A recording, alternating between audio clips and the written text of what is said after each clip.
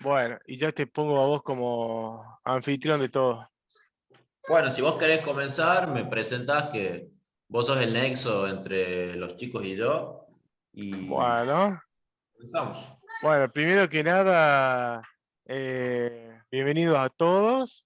Y, y bueno, en primer lugar, me hubiera gustado avisar con más tiempo sobre esta charla, pero bueno, la idea es que se genere este espacio para poder hablar, qué sé yo, charlas mensuales, en fin, de todo tipo, en realidad, así, de temas que hacen al entrenamiento específico, a ver, en nuestro caso como grupo lo que es correr. Bueno, Santi Barriento es licenciado en Educación Física y también Javi Martínez, que se sumó invitado por Santi.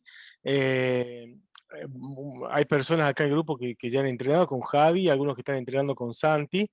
Entonces, por ahí, la idea es un poco hablar de cómo el entrenamiento de fuerza nos puede beneficiar como corredores, por qué lo necesitaríamos hacer, qué consideraciones hay que tener, en fin. Así que, bueno, vamos dando inicio con Santi, que vaya mostrando la charla. De cualquier manera, todo esto queda grabado y después lo subimos en YouTube y lo pueden ver, revisar y todo.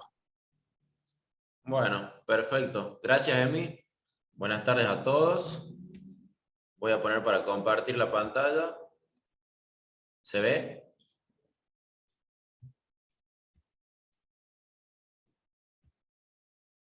¿Pueden ver ahí lo que yo estoy viendo? Ah, Santi, otra cosita antes que arranques, decirles Sí. a todos de que, bueno, las dudas que vayan surgiendo y todo eso, pueden levantar la mano, creo que tiene una opción ahí el Zoom, para poder hacer la consulta o las escriben por el mismo chat y después las vamos revisando acá en el momento con Santi.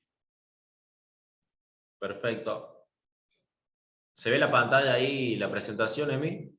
Sí, espectacular, calculo que todos la están viendo. Bueno, entonces, la idea de hoy, chicos, es hablar un poquito de los beneficios del entrenamiento de fuerza para los corredores de distancia, más enfocados en el trail y en las carreras de ultradistancia. Así que, bueno, vamos a comenzar un poquito. Mi nombre es Santiago Barrientos Gabate, soy profesor de educación física. Soy diplomado en Evaluación y Prescripción del Entrenamiento por la Universidad Católica de Córdoba y licenciado en Educación Física por la Universidad Nacional de Catamarca. Actualmente me desempeño como preparador físico del Club Catamarca Rugby, del plantel superior, y en el gimnasio del club estamos trabajando con deportistas de diversos deportes, futbolistas, ciclistas. Ahora se han sumado bastantes corredores, así que, bueno, que ahora comencé a trabajar con Emi de manera conjunta, comenzamos. La idea es hablarles un poquito, contarles sobre los beneficios del entrenamiento de la fuerza y por qué deberían realizarlo, porque muchas veces se recomienda que lo hagan, pero muchas veces tampoco no se conoce el por qué. Así que bueno, vamos a hablar un poquito de eso. El temario de la charla de hoy es la fuerza desde la física, para entrar en tema, para contextualizarnos un poquito. La fuerza como la capacidad física fundamental que atraviesa todas las demás, las adaptaciones fisiológicas que ocurren en el organismo, producto del entrenamiento de la fuerza. Vamos a analizar el deporte, el trail running o las ultras de distancia, para contextualizarnos dentro de las demandas que implican la práctica de ese deporte y el impacto del entrenamiento de fuerza en los corredores. Como conceptos introductorios, la fuerza la podemos analizar desde dos puntos de vista. Desde el punto de vista de la mecánica, que es toda causa capaz de modificar el estado de reposo o movimiento de un cuerpo. Y esto es acelerar, frenar, hacerle cambiar de dirección, detener, oponerse también a, a, al movimiento o al estado de reposo de un cuerpo. Y desde el punto de vista de la fisiología, es la capacidad de producir tensión que tiene el músculo cuando se activa. Todo lo que hacemos con nuestro organismo, prácticamente con nuestro sistema muscular, es generar fuerza. En mayor o menor medida, todo lo que hacemos es producto de la tensión que genera el músculo, ¿sí?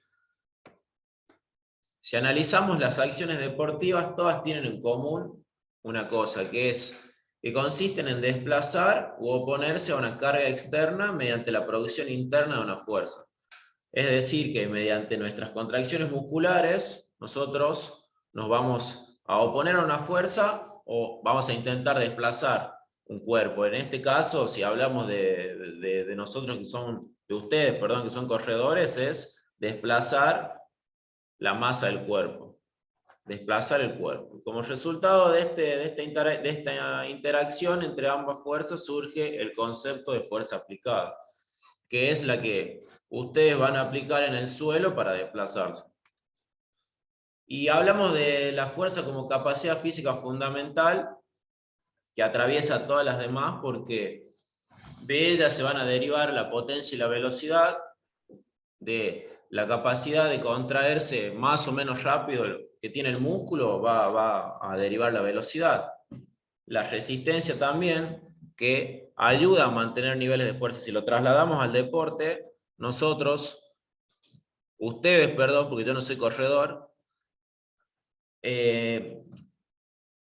durante las carreras lo que ustedes van a generar todo el tiempo, que siempre se habla de resistencia, es tratar de generar niveles de fuerza durante un tiempo prolongado que les permita llegar a la meta.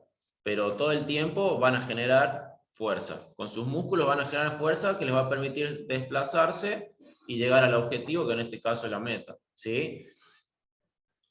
Y las demás capacidades físicas, como dice acá, facilitadoras, son la amplitud del movimiento, que tiene que ver con que las articulaciones tengan un nivel de rango de movimiento saludable, que no estén limitadas en cuanto a su movimiento o estabilidad, porque se van a constituir como limitantes del rendimiento. Por ahí, falta de movilidad en el tobillo o inestabilidades en el pie o la rodilla pueden llegar a perjudicar el movimiento. Y la coordinación, que está muy relacionado en el caso de este deporte con la técnica de la carrera. Básicamente es eso, ¿sí? Pero la fuerza es la capacidad fundamental que atraviesa a todas las demás. Ya sea que generemos un movimiento brusco, rápido, o movimientos de baja tensión muscular, pero durante tiempo prolongado, todo es fuerza. Todo lo que ocurre en nuestro sistema muscular es fuerza.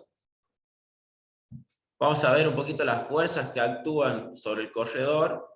Aquí tenemos la fuerza de gravedad, que es la fuerza que experimentan todos los cuerpos, producto de la atracción que ejerce la Tierra sobre la masa del cuerpo. Y obviamente a más peso del cuerpo, más fuerza de atracción va a sufrir el organismo. Acá también es importante hacer mención a que es importante un adecuado control de la composición corporal, porque si vamos a hablar de que para una carrera debemos desplazar la masa de nuestro cuerpo, imagínense que teniendo más peso vamos a necesitar hacer más fuerza para desplazarnos, y eso también va a implicar un mayor gasto de energía. Lo que no quiere decir que tengamos que estar hiperdelgados, es tratar de tener una composición corporal acorde al deporte para tratar de soportar las exigencias que tiene el mismo. La resistencia del aire, que es la fuerza que experimenta el atleta al moverse, que obviamente esto se va a constituir como un limitante del rendimiento. Cuanto más viento haya, por ejemplo, más van a sentir ustedes que les cuesta avanzar. Pero bueno, esto ya es un factor ambiental que nosotros no podemos controlar. Y la fuerza aplicada al suelo, que hablamos acá de la tercera ley de Newton, cuanto más fuerza apliquemos en el suelo, este nos va a devolver la misma cantidad de fuerza, pero en sentido opuesto, nos va a permitir desplazarnos. Cuanto menos fuerza apliquemos en el suelo, más difícil va a ser desplazarnos. Por eso es que aquí entramos directamente en el concepto de entrenamiento de la fuerza. Aquí es donde viene lo importante.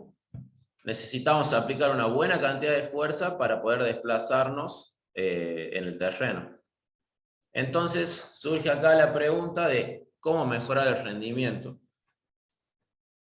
Tenemos dos formas de mejorar el rendimiento si hablamos, perdón, de mejorar la fuerza si hablamos desde la física.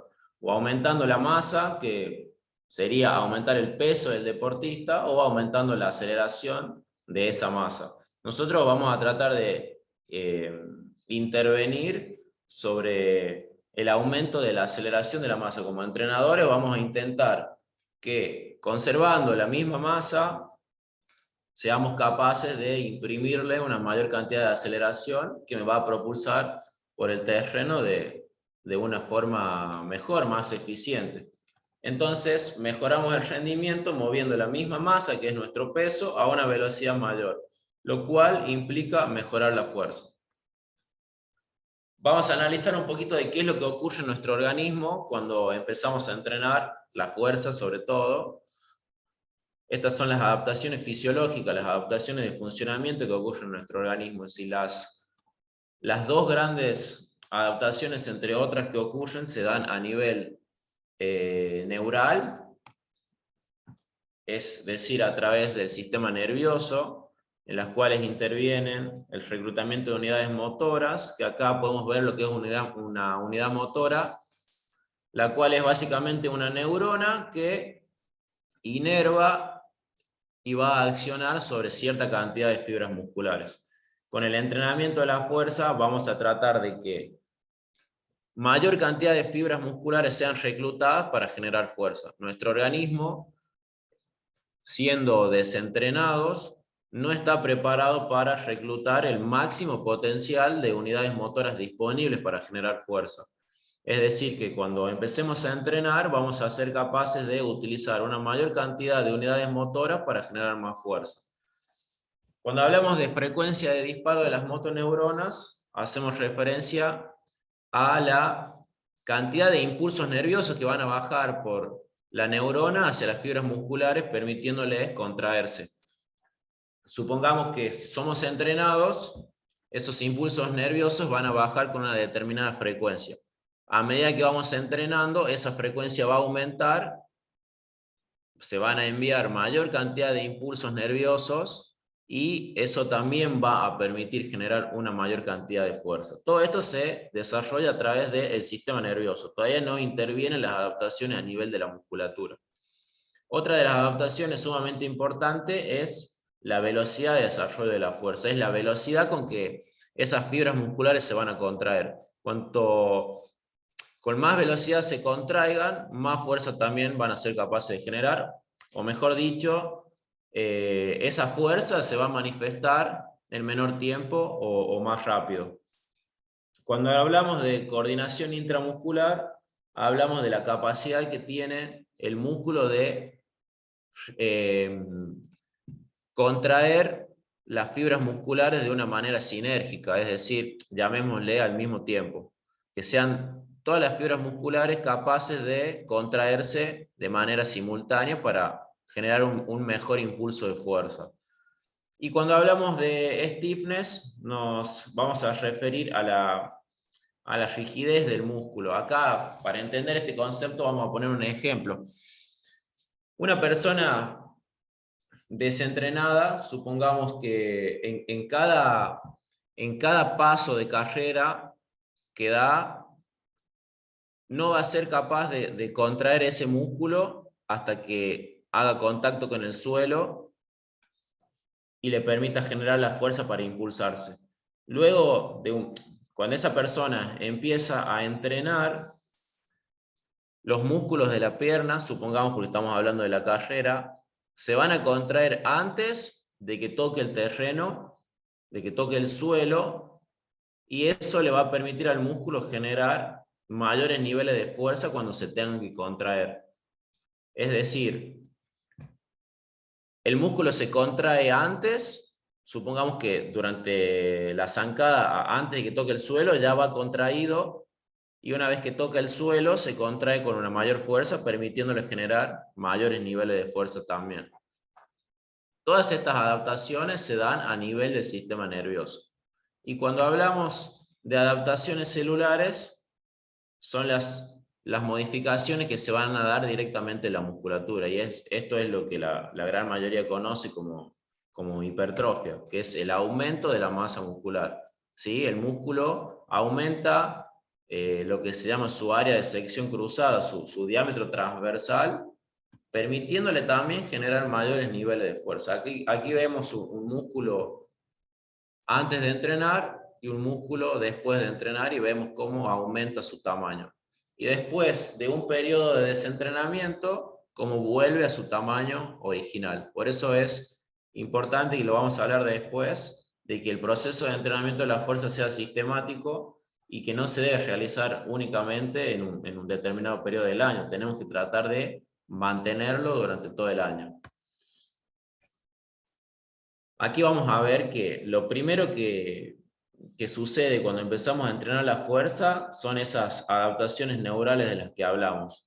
Las primeras adaptaciones que se van a dar a nivel del sistema nervioso.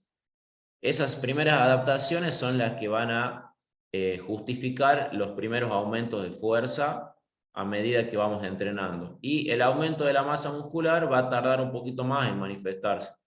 Aproximadamente después de las 4 semanas pueden ser un poquito evidentes. Muy evidentes no van a ser después de las 4 semanas, pero con el tiempo van a empezar a manifestarse también. Pero los primeros aumentos de fuerza se van a dar principalmente a través de la adaptación del sistema nervioso.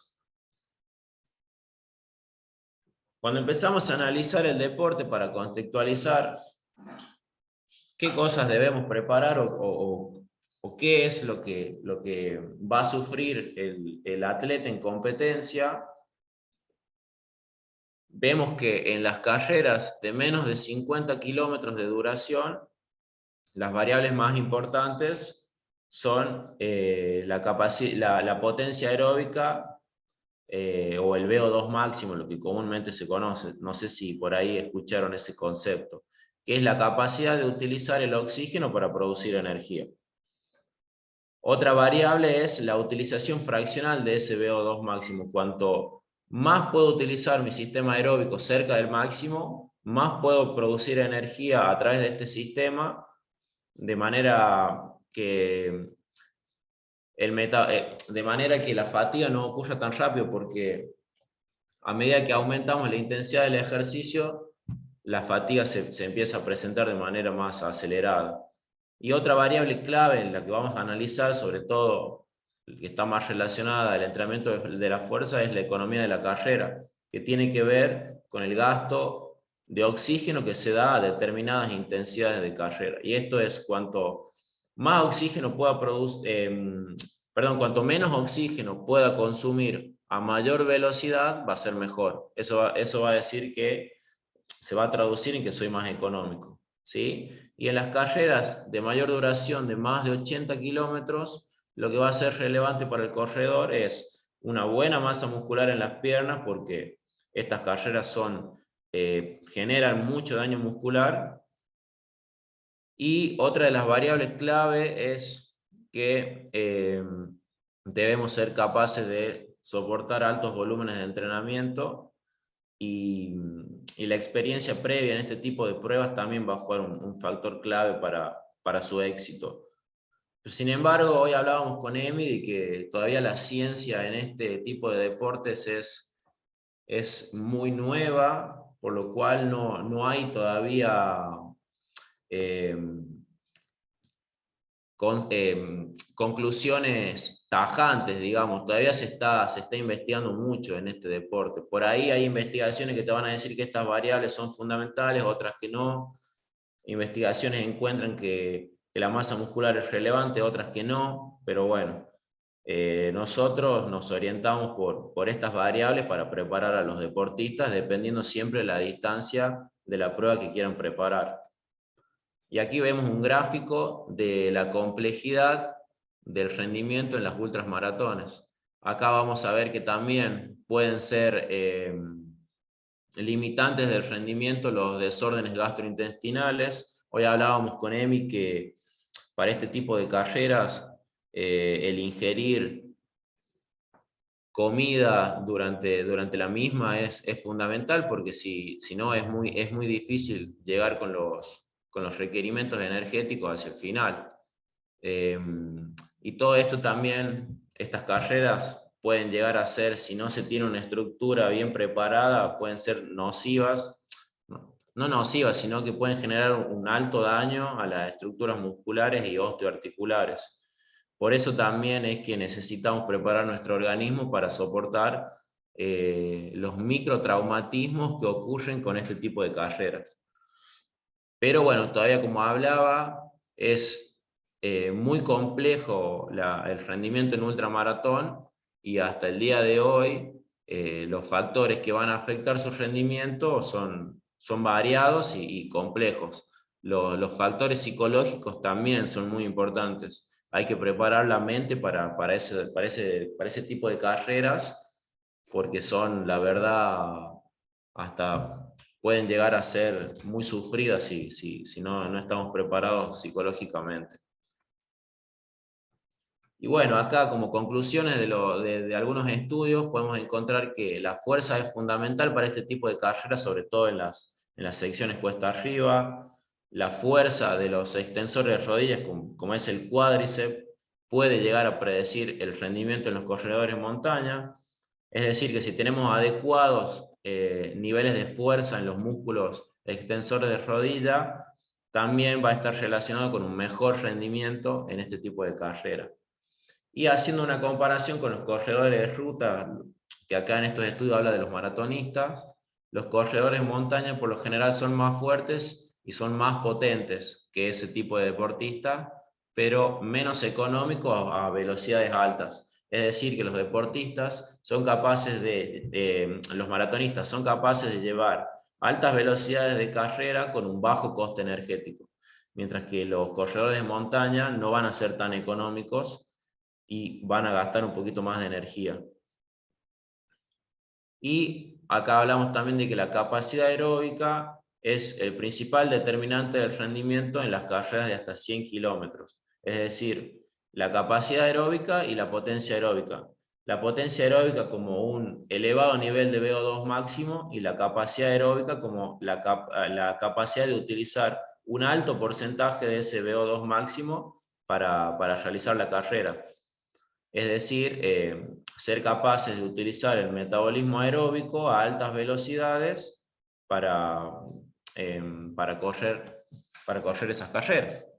Por ahí, si no somos capaces de utilizar un alto porcentaje del VO2 máximo, nuestro organismo va a empezar a consumir la glucosa o el glucógeno, y eso va a generar que la fatiga se manifieste de una manera más temprana.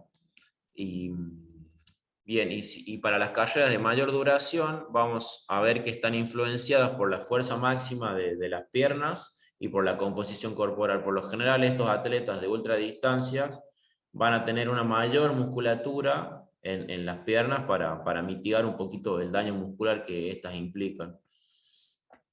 Y si hablamos directamente ya del impacto del entrenamiento de la fuerza en los corredores, vamos a hablar de una variable clave, que es la economía de carrera. La mayoría de las investigaciones relacionadas a la fuerza en los corredores de distancia han encontrado mejoras en esta variable, que es la economía de carrera. La economía de carrera es el gasto de oxígeno que se produce a una determinada velocidad. Cuanto menos oxígeno consumo a determinada velocidad o a velocidades más altas, más económico soy y puedo soportar esa velocidad durante un tiempo más prolongado. Eso es fundamental para las carreras de distancia. Y la justificación del entrenamiento de la fuerza para la mejora de la economía de carrera se traduce en una mejora de la coordinación de las extremidades inferiores, una mejor coactivación muscular, lo cual hace referencia a la activación de manera sinérgica y armoniosa de los músculos principales, por ejemplo los extensores de rodilla como el cuádriceps y de cadera como el glúteo, y de los sinergistas o de los músculos que colaboran en las acciones principales de la carrera. Otra de las variables que se traducen en la mejora de la economía de la carrera es el aumento de la rigidez muscular, y es lo que hablábamos hace rato, de que el músculo es capaz de contraerse antes de impactar con el suelo y propulsarse. Y la disminución de los tiempos de contacto con el suelo. Cuanto más fuerza pueda hacer en el suelo y menor tiempo me encuentre sobre él, va a ser mejor. Voy a producir una mejor propulsión en mi carrera. Y algunos estudios que justifican el entrenamiento de la fuerza en los corredores, como el de Johnston ya en el año 97, que evalúa a 12 mujeres corredoras que tenían un buen volumen de entrenamiento a la semana y una buena frecuencia de entrenamiento, ya que entrenaron 4 a 5 días. Las dividió en dos grupos, uno que entrenó solamente resistencia, que las utilizó como un grupo control, y el otro grupo que entrenó la resistencia y la fuerza 3 veces por semana. Y midió el VO2 máximo en un test incremental que se hace hasta la fatiga, que puede ser en una cinta de correr, y la economía de carrera y la fuerza muscular. Y encontró que el grupo que entrenó solamente resistencia no produjo ninguna modificación en todas las variables que se habían analizado. Es decir, no mejoraron el VO2 máximo, no mejoraron la economía de carrera y no mejoraron la fuerza. Mientras que el grupo que entrenó resistencia y fuerza mejoró significativamente la fuerza de los miembros inferiores en un 33,8%, además de mejorar significativamente la economía de carrera. Y acá lo podemos ver en este cuadrito. Este es el grupo experimental que entrenó la fuerza y este es el grupo control. Acá vemos esto es una determinada velocidad, 214 metros por minuto. Acá se los ponía a correr en una cinta a 214 metros por minuto y se evaluó el consumo de oxígeno que tenían a esa velocidad. Si podemos ver acá, el pre es antes de la intervención de fuerza y el post posterior a las 8 semanas que entrenaron este grupo.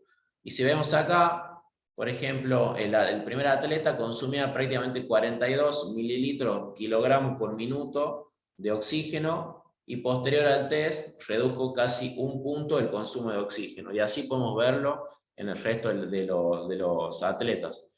Consumieron menos oxígeno para la misma variable y eso quiere decir que se volvieron más económicos. Igual acá a una velocidad mayor, a 230 por minuto, 230 metros por minuto, consumieron menos oxígeno después del entrenamiento de la fuerza. Por lo tanto, se volvieron más económicos. Y eso les permitía llevar una mayor velocidad de carrera trabajando o echando mano, digamos, del metabolismo aeróbico.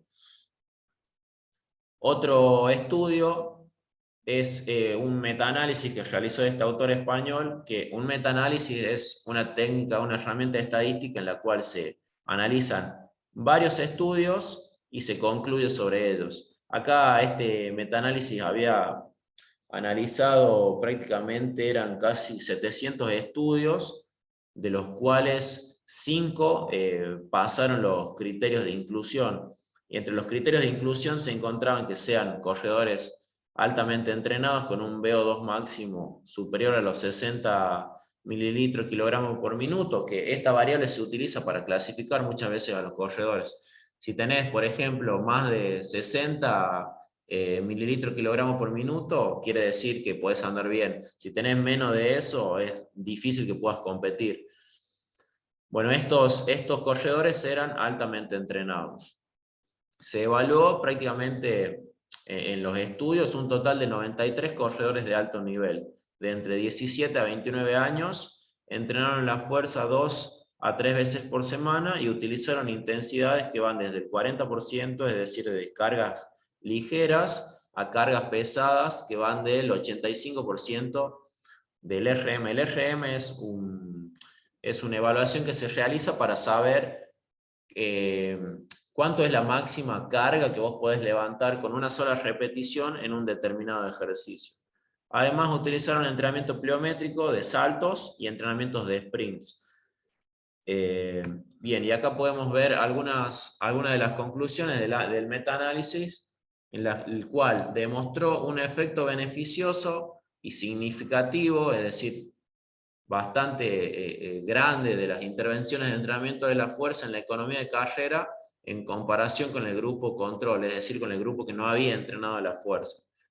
La proporción entre entrenamiento de resistencia y de fuerza que se realizaron en estos estudios, los cuales se analizó era de 6 entrenamientos de resistencia, 2 de fuerza, o 9 entrenamientos de resistencia y 3 de fuerza. Es decir, una proporción bastante alta a favor del entrenamiento de resistencia. La gran mayoría de los corredores utiliza 2 a 3 veces por semana nada más para el entrenamiento de la fuerza. Y acá vemos que las sesiones de entrenamiento de fuerza correspondieron al 30% del entrenamiento semanal total.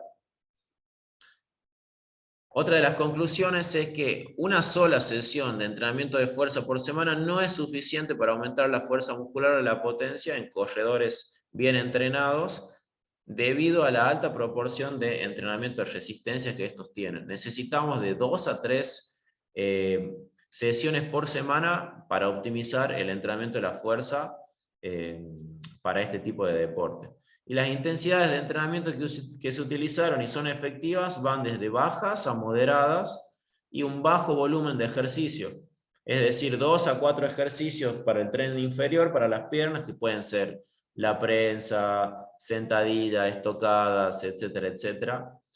Y hasta 200 saltos y 5 a 10 ejercicios cortos de sprints. Los sprints son los piques a máxima velocidad, para una duración total de la sesión de 30 a 60 minutos. Es decir, que para optimizar el entrenamiento de la fuerza en este deporte, en las carreras de ultradistancia, con 2 a 3 sesiones semanales basta y sobra, y con 30 a 60 minutos de entrenamiento basta y sobra. Otras de las variables que se analizó, muy importante, y ya vamos a hablar un poquito de esto más en profundidad, es el entrenamiento al fallo muscular. El fallo muscular es un mecanismo de inhibición por parte del sistema nervioso cuando el músculo está alcanzando un nivel prácticamente máximo de fatiga. Por ejemplo, cuando estamos haciendo el ejercicio más común, por ejemplo, un curl de bíceps, van a llegar, la gran mayoría, por ejemplo, trabaja hasta las 10 repeticiones, y vamos a utilizar un peso en el que las 9, las 10 repeticiones ya siento que no puedo realizar una onceava, porque ya siento la quemazón en el brazo, es decir, la fatiga, se presenta la fatiga y no puedo seguir realizando repeticiones. Eso es el fallo muscular y está muy relacionado con el fisicoculturismo. Los fisicoculturistas entrenan todo el tiempo cerca o al fallo muscular, lo cual es una de las variables clave que va a diferenciar el entrenamiento en este deporte. Y lo que tiene la negativa de por qué no lo usamos es que produce una enorme fatiga metabólica, es decir, va a producir muchas sustancias en el músculo que son improductivas, y lo que va a retardar la recuperación para volver a entrenar, y también va a fatigar el sistema nervioso, lo que va a dificultar el envío de impulsos eléctricos al músculo para contraerse. Y esto lleva también de 2 a 3 días quizás para recuperarse y volver a estar al 100%. Es por eso que no lo usamos, porque en este deporte sí o sí tenés que entrenar con mucho volumen, prácticamente todos los días. Entonces, este estudio concluye que el entrenamiento lejos del fallo podría ser un mejor enfoque, podría ser más beneficioso para los corredores de media y larga distancia, altamente entrenados, y también para los que no tienen un alto nivel de entrenamiento. Sobre todo para ellos, porque tienen una tolerancia a la fatiga menor. Así que básicamente estos son los justificativos de por qué deberíamos entrenar la fuerza en este deporte. No sé si me quieren realizar alguna pregunta, si se entendió, si les quedó alguna duda. Decirles que es una charla que la armamos dentro de todo con poco tiempo, e intentamos brindarle un enfoque científico con pruebas para que ustedes tengan la seguridad de que el entrenamiento de la fuerza es efectivo, de que está hiperprobado científicamente y que los va a ayudar a mejorar en su deporte, a mejorar sus marcas en las carreras, y también que es muy importante como preventor de lesiones. Acá no puse ningún estudio, pero las personas que son más fuertes son las que menos se lesionan. Por ejemplo, nosotros si bien es otro deporte, que yo trabajo en rugby, los chicos que eran más fuertes, más entrenados estaban en el gimnasio, son los que menos se lesionaron, y cuando se lesionaron son los que se recuperaron más rápido durante todo el año. Decirles que para nosotros como club fue muy beneficioso el entrenamiento de la fuerza, nos dio un plus de rendimiento y les permitió a la mayoría de los jugadores disputar la mayoría de los partidos. Y los que no lo habían considerado, no entrenaron, se pasaron muchísimo tiempo en el kinesiólogo porque se lesionaron, no aguantaron las exigencias del deporte, así que es otra de los motivos por los cuales deberían entrenar a la fuerza.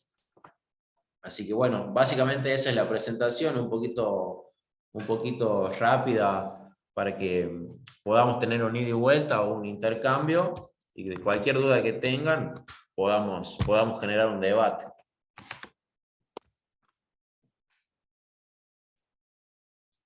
Bueno, Santi, bueno, de día hasta ahora, bárbara la charla. Y bueno, yo voy a empezar haciéndote algunas preguntas para que, bueno, eso también ayude un poco por ahí a los chicos a hacer las preguntas propias en función del día a día, de cómo van ellos sintiéndose con los entrenamientos y todo.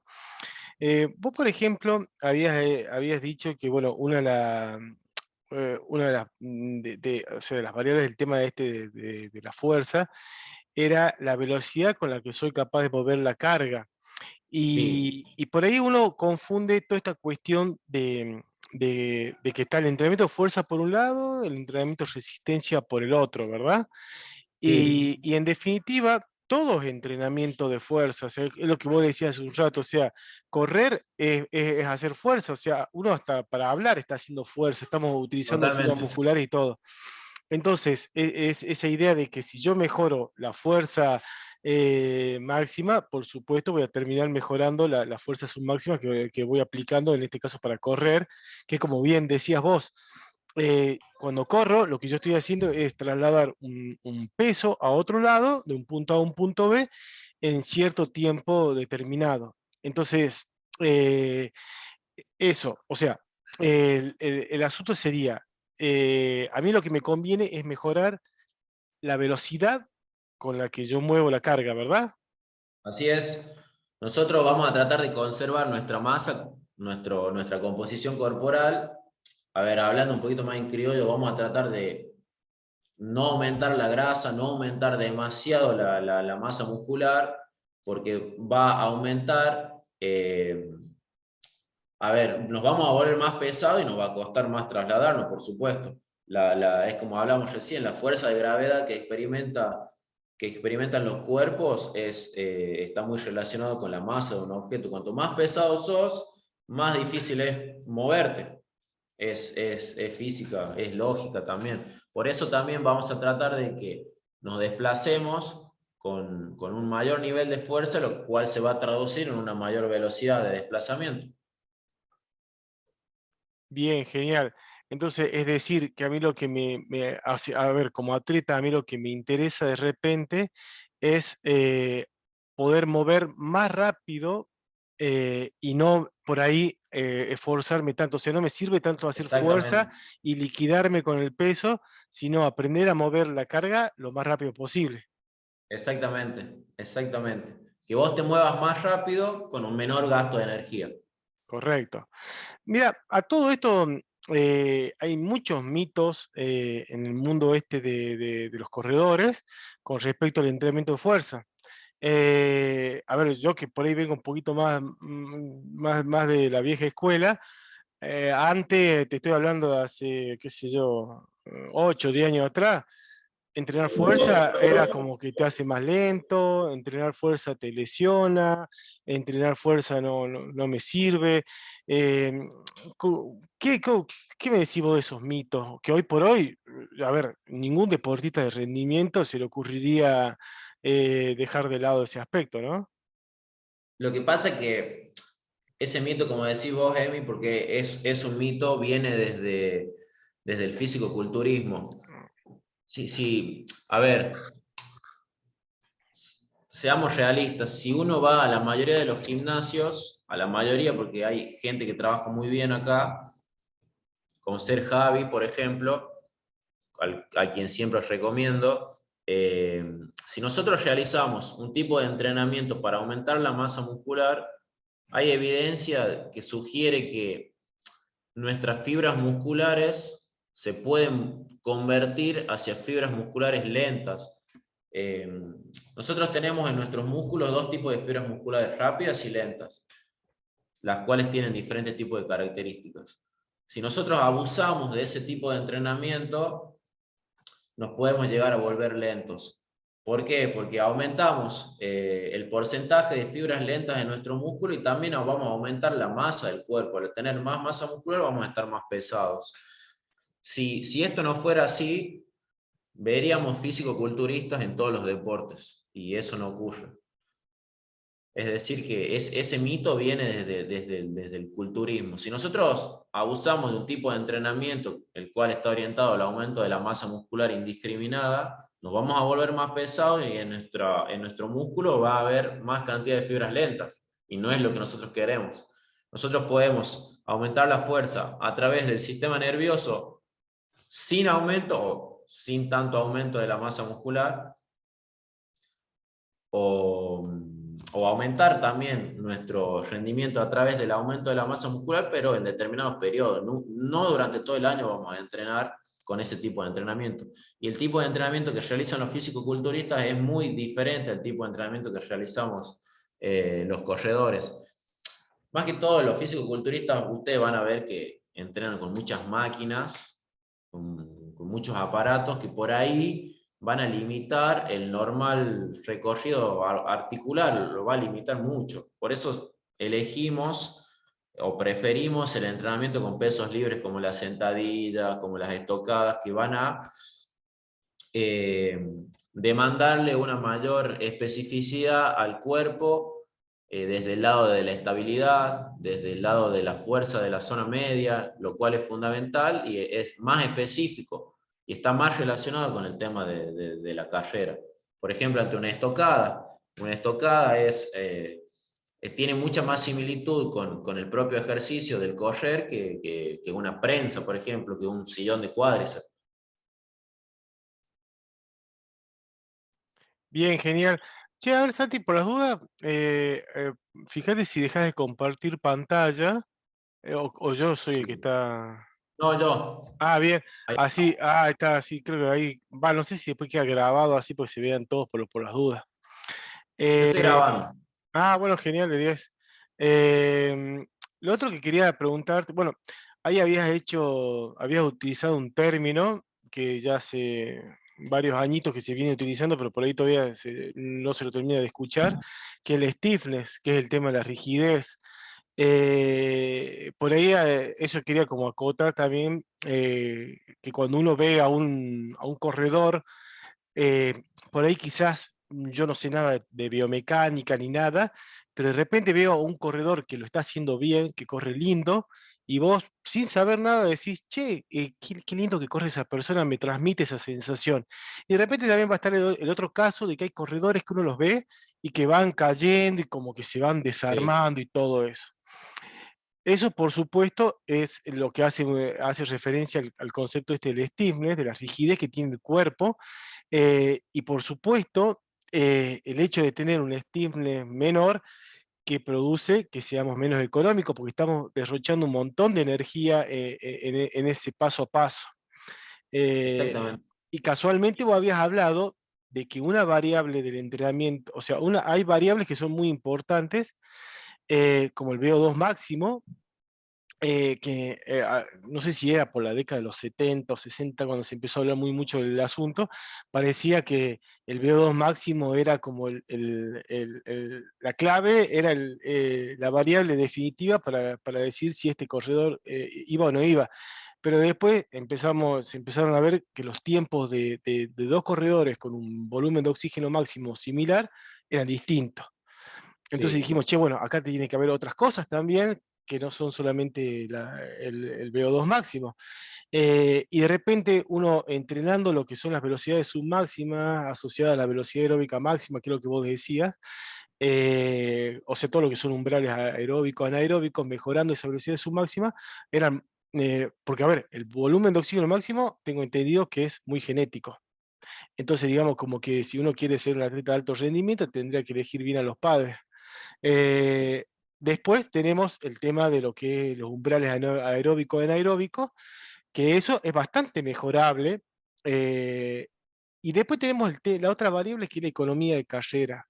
Y esto por ello es lo que yo quiero que los chicos se lleven también, de que es un aspecto que es muy, pero muy entrenable, y que por Sí. ahí de repente, ¿cómo se soluciona? Con el entrenamiento de fuerza. Entonces, hay corredores que tienen el talento natural y hay corredores que pueden mejorar mucho, más en entorno como son las carreras de montaña, por ejemplo, donde no corremos solo en llano, donde hay muchas otras variables que hacen, o sea, ya variables en cuanto a lo ambiental, que hacen que la carrera pueda ser de mil millones de maneras. El mismo circuito, un día de lluvia, un día de calor, un día de frío, es un circuito totalmente distinto. Entonces, el tema de mejorar la economía de carrera es fundamental. Y acá es donde quiero detenerme y que me expliques un poco más. En el tema del entrenamiento de la fuerza, quiero que expliques un poco esa cuestión de cómo lo entrenó todo el año, la pretemporada, que ahora está todo el mundo hablando de la pretemporada, pretemporada, pretemporada. ¿Cuándo sirve la pretemporada? ¿Cómo hay que hacerla? Esa cuestión y de cuánto tiempo tengo que hacer el entrenamiento de fuerza. Viste que dice la pretemporada, entreno 1 o 2 meses para que me sirva para todo el año. ¿Es verdad? ¿Pasa? ¿No pasa? A ver, echanos un Bueno, poco de luz ahí. el tema de la pretemporada va a ser muy relativo a las competencias principales que vos tengas. El calendario competitivo es lo que marca cuándo va a ser tu pretemporada. No es que llega enero y febrero y es fecha de pretemporada. Es el calendario de competencia lo que va a marcar. Y todos los deportes van a tener su particularidad en cuanto a preparación.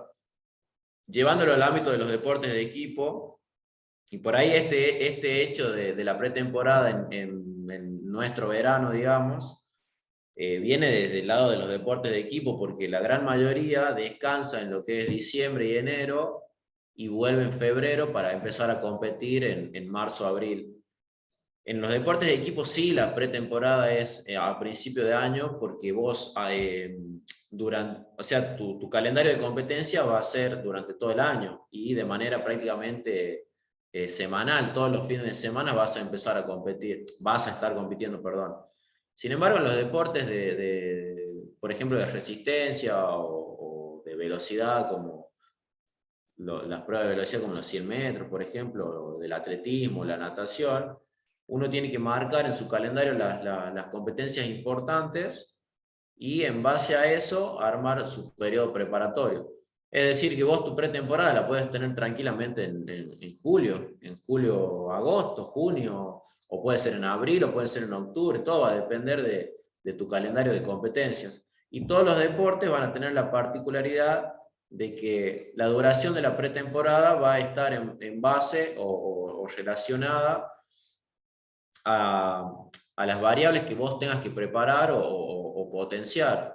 Por ejemplo, nosotros en un deporte de equipo tenemos que potenciar muchas variables porque en un deporte como el rugby o el fútbol interviene la resistencia, la velocidad, la fuerza, un montón de cosas que las tenés que entrenar de manera simultánea. Por ahí en los deportes individuales eh, vas a entrenar determinada variable una cantidad de tiempo para pasar a otra, o hay muchas formas, pero esta es una, por ejemplo.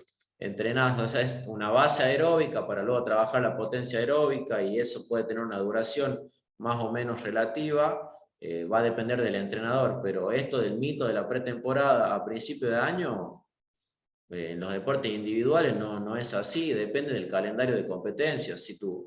Si tu calendario de competencias marca que las principales actividades competitivas las tenés a fin de año, y bueno, capaz que tu pretemporada fuerte comienza antes del invierno, no necesariamente a principio de año. Todo lo va a marcar el calendario de competencia. No sé si se entiende. Sí, y decime una cosa, porque también pasa esta cuestión de que yo entiendo por ahí en los grupos, esta cuestión de machacarse en conjunto y todo, que wow, estamos todos redetonados, yupi. Bien, ahora, ¿qué pasa? Porque uno empieza con esto de la pretemporada con la idea de que me va a durar todo el año. A ver, yo entrené fuerza enero y febrero. Y después, el resto del año, solamente corro y corro y corro y corro. ¿Qué pasa con eso?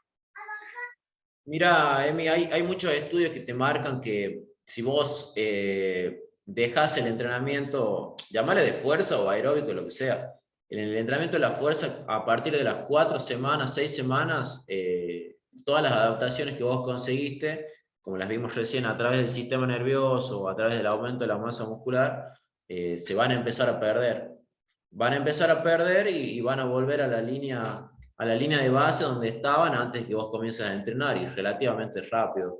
Es decir, que si vos entrenas 2 meses fuerza, capaz que como mucho te alcanza para un mes más, un mes y medio más, pero no te alcanza ni a palo para durante todo el año. Es decir, lo tenés que hacer durante todo el año. Y por lo general, en los deportes individuales, cuanto más lejos estás de la competencia, se meten más estímulos de fuerza. Cuando más te acercas a la competencia principal, adquiere un mayor protagonismo el entrenamiento específico, el entrenamiento de la resistencia. Bien, a eso también quería llegar. Ahí hablaste de el tipo de entrenamiento de fuerza que hace uno en un periodo y el tipo de entrenamiento de fuerza que hace uno llegando ya a un periodo competitivo.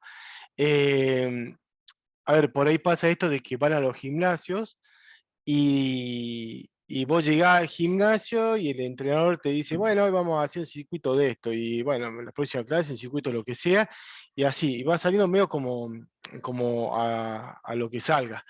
Eh, acá, nosotros en la manera en la que entrenamos, siempre es en base a los principios del entrenamiento. Bueno, recién hablabas de la continuidad, que es un principio, la individualización, que creo que es un principio que es transversal a todos los demás principios. eh, pero acá, el tema de la periodización.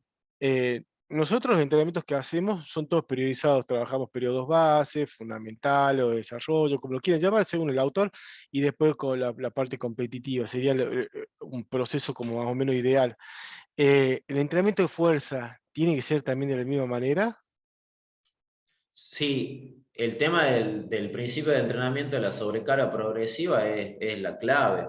Vos, ante una persona que no tiene experiencia en entrenamiento de la fuerza, primero que nada tenés que enseñarle o tenés que evaluarla a ver si es capaz de realizar determinados ejercicios y la carga de los ejercicios va a ser muy progresiva. Van a ir desde cargas muy fáciles de realizar, bastante manejables, a cargas pesadas, pero con un tiempo en el medio bastante amplio. Es decir, que a una persona que recién comienzan, ni a palo le podés dar una carga de fuerza máxima o de lo comúnmente llamado potencia. Una persona que recién se inicia en el gimnasio va a transcurrir por un periodo de adaptación en el cual la carga va a ser fácil de realizar, los ejercicios van a ser fáciles de realizar y se va a priorizar la técnica y el no lesionarse antes de cargar la estructura.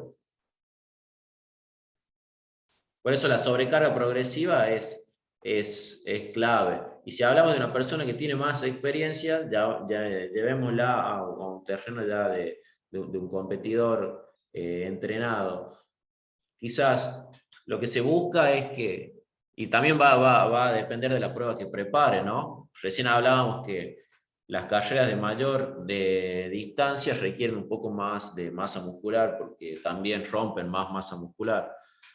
Eh, lo que es la periodización es que se distribuye en periodos, como te lo dice la palabra, diferentes objetivos del entrenamiento. Por ejemplo, para un corredor de ultradistancia, en determinados momentos más lejos de la competencia, se enfocará el entrenamiento a que adquiera una buena cantidad de masa muscular en las piernas no a nivel físico-culturismo, porque eso está lejos de lo que hablamos, ¿sí? Pero una buena cantidad de masa muscular para luego pasar a quizás a adaptaciones más relacionadas al sistema nervioso, como ser de cargas altas y pocas repeticiones, o entrenamientos enfocados en la velocidad del movimiento, como ser los saltos, por ejemplo, más cerca de competencia. Es algo, pero muy, muy general que te estoy contando. Pero va a depender mucho del nivel de entrenamiento que tenga la persona de la que hablemos. Bueno, y ahí tocas un tema también que justamente al principio, antes que entraran los chicos, habíamos estado hablando también con Javi, el tema este, o sea que caemos siempre en lo mismo, que es el tema del principio de individualización, ¿no? Sí. Eh, Javi, por ejemplo, vos me contabas el tema este de que según la persona y cómo lo que viene atravesando, es si es necesario modificar o no el entrenamiento, cómo va a ser la carga y todo eso. ¿Vos cómo lo estás manejando en ese sentido? Hola, Emi, hola chicos. Bueno, primero felicitarlo a Santi, porque me encantó lo que hizo, excelente. Más allá que un colega, un amigo, y hace mucho nos conocemos y estamos transcurriendo esta carrera así desde el entrenamiento, la preparación física, y si hay algo que nos une o somos coherentes en identificarnos como que queremos hacer mejor las cosas y a quienes brindamos el servicio que realmente lo sientan así. De todo esto que habló el Santi, y relacionado a lo que vos me decís, nosotros no nos podemos abstraer de la realidad de la persona, porque más allá que es un atleta, es una persona. Sí. Recién comentaba, no sé, el ejemplo de siempre es, se peleó con la pareja, o me ha pasado, tuvo que llevar a la mascota al veterinario. Y para algunas personas son cargas emocionales bajas, para otras personas son cargas emocionales altas y que realmente interpelan a la persona.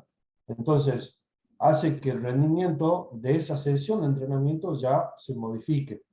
Entonces, nosotros tenemos que tener la capacidad de observar a las personas cuando ingresan al gimnasio, como también vos, por ejemplo, cuando van a correr, cuando vos la ves a la persona, a ver cuál es el semblante, qué es lo que me está diciendo corporalmente a mí, y si vos ves que viene con un semblante bajo o que viene con un estado de ánimo que no es el óptimo, empezás a charlar un poco.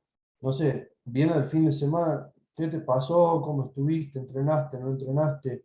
Y te empiezan a contar, a contar, a contar, y vos decís, bueno, a ver, yo tenía, esta persona tenía que trabajar a una intensidad alta, donde necesito que tenga una respuesta óptima de las piernas. Vamos a decir sentadilla y peso muerto, ¿no? Y vos ves que viene con un semblante bajo porque tuvo problemas, cualquiera fuera, vos tenés que cambiar.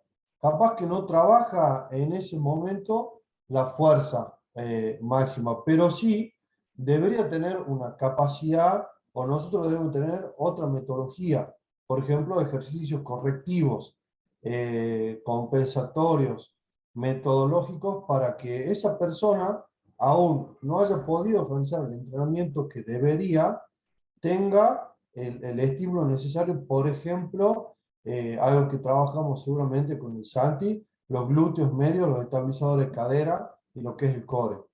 Muchas veces utilizamos ese tipo de ejercicios cuando vemos que la persona, el atleta, no está en condiciones de entrenar lo que debería.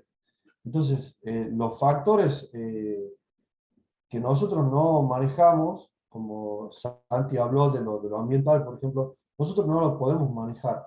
Eh, pero sí tenemos que tener la capacidad de tener herramientas para tratar de solucionar ese momento. Y hay algo que nosotros tenemos que saber, los entrenadores o los preparadores físicos, es sobre la nutrición. Muchas veces nosotros nos abocamos al estrés que ejercemos sobre el músculo, pero no tenemos la otra pata de la mesa, que es la nutrición. Y en este caso, específicamente hablando de la suplementación. Todavía me pasa a mí que me he dedicado a estudiar esa parte también. No soy nutricionista, pero hice cursos, capacitación y demás, y todavía se ve como poco la suplementación básica, por ejemplo, de la proteína. Y hay personas, fisiólogos, que tienen mucha información y la brindan de cuán importante que es la suplementación. A ver, ni más ni menos hablando de este tipo de disciplina deportiva, donde todos los días tenés que tener tu cuerpo en óptimas condiciones para entrenar, porque es mucho volumen, mucha carga, mucha intensidad. Necesitas que tus músculos respondan al día siguiente. Y si vos solamente entrenas o sea, te nutrís con el alimento, no llega a los requerimientos, ni en tiempo ni en calidad. Entonces, hasta en eso también eh, hay ciertos valores en evaluaciones que no se van a dar de la manera que uno cree porque estás en déficit, básicamente. Tal No sé cual. qué opinas, Santi, ahí de respecto. Bueno, vos justo, bueno, antes que lo interrumpa a Santi, justo estás diciendo esto de la suplementación y todo eso, porque bueno, el aspecto de la nutrición, o sea, uno cuando entrena, hay gente que yo veo que se quiere reventar entrenando y todo eso, y la mejora por ahí no viene en el momento ese que yo estoy dando el estímulo. La mejora va a venir después de un descanso y de la recuperación, y eso va a estar propiamente, o sea, dado por la alimentación y por las horas de sueño que tengo. Eh, enti- Bueno, perdón que te interrumpa. sí, Ahí hay dos cosas que nosotros manejamos con el estrés que le otorgamos al cuerpo. Por un lado está lo catabólico y por otro lado lo anabólico. Nosotros nos encargamos de lo catabólico, vamos a decirlo así general. Nosotros llevamos al organismo a que utilice los sustratos energéticos, las reservas energéticas, que utilice las fibras musculares casi en el umbral de acuerdo al tipo de entrenamiento que vas a realizar. Una vez que se cortó, que terminó la sesión de entrenamiento, el organismo tiene que ir a la otra área que es el anabolismo. Y te diría, y cómo se manejan en otros lados de manera directa. Dejó de entrenar, entre los primeros 30 minutos post al entrenamiento ya tienen que tener alguna ingesta de hidrato de carbono, de los electrolitos, de las proteínas. ¿Por qué? Porque hay que cortar inmediatamente con ese estado catabólico. Y fíjate cómo nos manejamos todavía acá, y digo no porque estamos insertos en el deporte acá. ¿Qué desayunaste? No, café con tortilla y media luna. Y decime de ese contenido de alimento, ¿en qué punto se nutre el músculo, por ejemplo? O en qué, de todo ese alimento que ingiere la persona, a dónde van las reservas, por ejemplo, del glucógeno. O sea, básicamente estás desayunando para tener más adiposidad y después resulta que es un lastre que vos tenés que llevar 30 kilómetros corriendo. O sea, todo tiene que ver con todo, pero seguimos manejándonos de esa manera. Nosotros trabajamos sobre el estrés, sobre lo catabólico, y los nutricionistas deben encargarse de lo anabólico, y en el medio está la persona. No trasnoches, no fumes, no tomes alcohol, descansa las 8 horas diarias y bla, bla, bla. O sea, ahí va lo que vos hablábamos, lo que se hablaba antes que inicie Santi, los hábitos de las personas. Los hábitos, el entrenamiento invisible, que se suele decir, que es totalmente importante. Eh, Todas esas cosas van llenándonos de argumentos para que la persona, después cuando tiene que competir, realmente logre lo que se pretendía. Si vos todos estos puntos o estos factores que son determinantes no los tenés en cuenta y es probable que no llegues a lograr lo que querías. Es más o menos así el panorama. Chicos, Aparte, sí, de- no, no, no, yo lo que quería saber es, eh, en el trabajo de ustedes, pero era más o menos saltando un poquito de tema. Por ahí pasa de que hay personas, tenemos alumnos que vienen y dicen, yo puedo entrenar 3 veces a la semana y tengo 1 hora para entrenar cada día. Por ejemplo, lunes, miércoles y viernes y tengo 1 hora. En ese caso, o sea, porque estamos hablando acá de lo importante que es el entrenamiento de fuerza y no hemos hecho todavía mucho hincapié en lo que es, lo que es el tema de minimizar el riesgo de lesiones, que yo creo que es una de las cosas más importantes incluso. Pero bueno, ahora, estamos acá en un marco donde decimos el entrenamiento de fuerza es muy importante y todo eso. Pero ¿qué pasa con esa persona que solamente tiene 3 veces a la semana para entrenar y dice, che, a mí me gusta correr, el entrenamiento de fuerza sería un extra y encima no tengo el tiempo para hacerlo, ¿qué hago? no, es que tranquilamente se podría hacerlo. A ver, un entrenamiento inteligente y eficiente, más de media hora quizá no te lleva, ¿me entendés?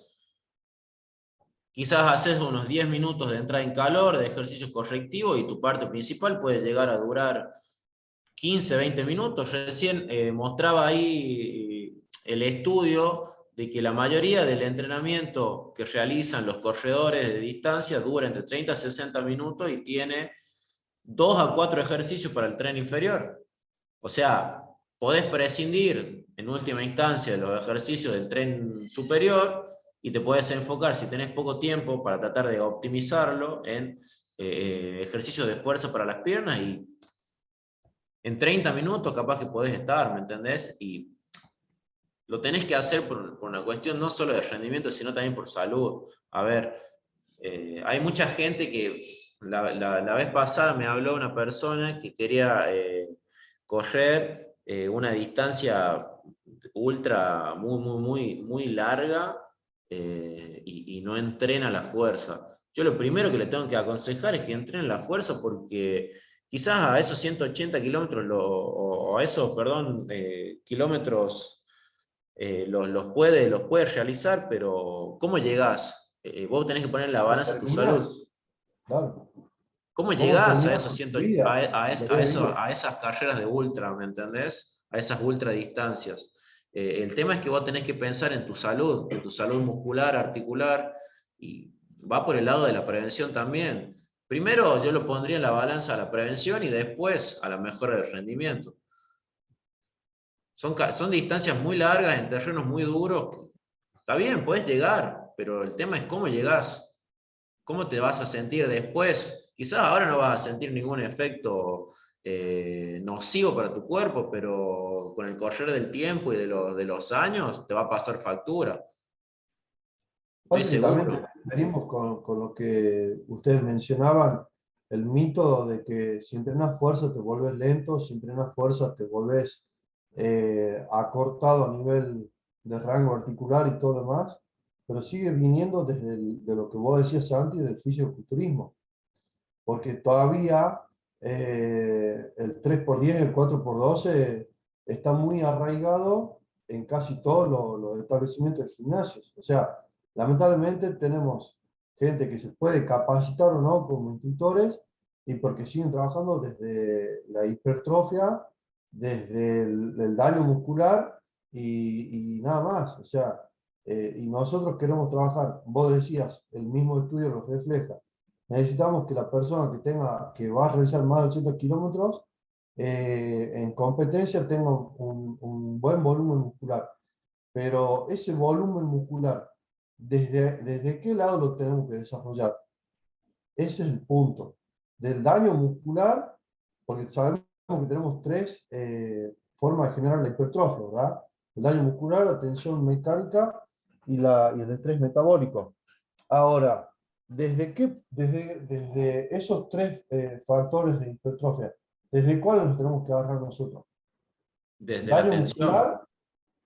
O, claro, entonces, si la persona sigue trabajando a modo patoica, sí, va a crecer muscularmente, ¿no?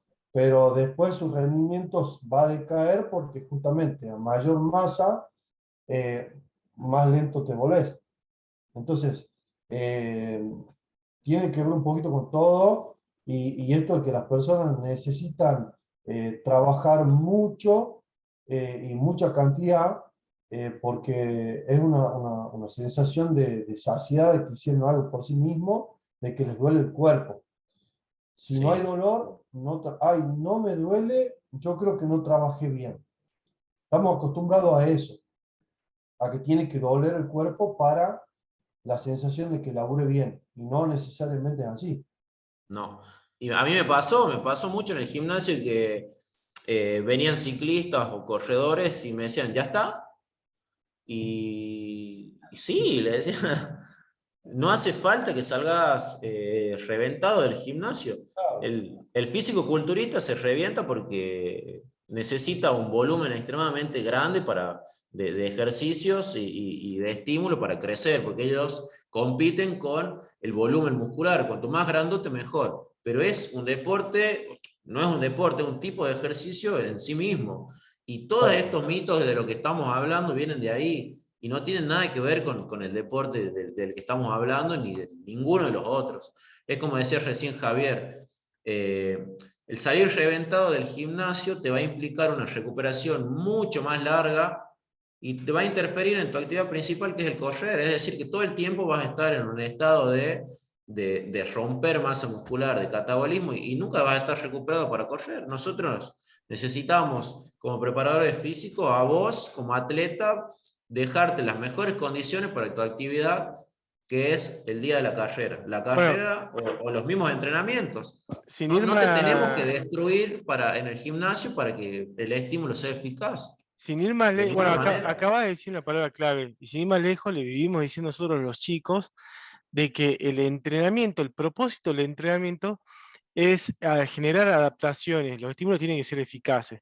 Y el propósito nunca va a ser terminar cansado. Eso es más una consecuencia, pero el propósito es generar adaptaciones. Mientras el entrenamiento esté generando adaptaciones positivas, entonces está bueno. Cuando no lo hace, no sirve, no está sirviendo. Y bueno, acá lo que yo quiero es aprovechar un momento para ver si alguno de los chicos, con todo lo que venimos hablando y todo, porque acá me parece que los tres, si nos juntamos a hablar de entrenamiento, podemos estar hasta el fin de los tiempos. Y no sé si la Anabel me está haciendo ahí cara de que sí. No sé si alguno de los chicos tiene alguna duda particular de sus entrenamientos, en fin, que quiera plantear acá a los especialistas. Cualquiera, ¿eh? Todas las preguntas son válidas. Ahí la veo que prendió la cámara, calculo que está por...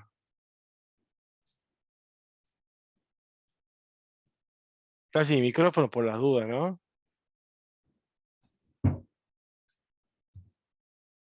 No, a decir mi experiencia con el profe Javi, bueno, no hace mucho, pero bueno, está bueno y es como dice él, 3 o 4 ejercicios, 40 minutos, y yo creo que está bueno y bueno, yo se los recomiendo a todos los chicos que puedan hacerlo, que lo hagan.